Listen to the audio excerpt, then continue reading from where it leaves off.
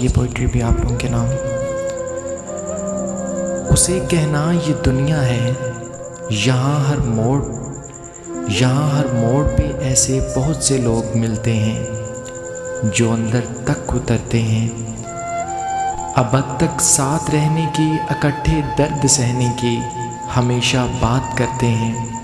उसे कहना ये दुनिया है, यहाँ हर शख्स मतलब की हदों तक साथ चलता है। यूं ही मौसम बदलता है, सभी कस्में, सभी वादे, सभी रस्में अचानक टूट जाते हैं। उसे कहना ये दुनिया है, यहाँ हर मोड़ पे ऐसे बहुत से लोग मिलते हैं। उसे कहना। आप लोगों की मोहब्बतों और चाहतों का शुक्रिया। चैनल को लाइक कीजिएगा, सब्सक्राइब कीजिएगा।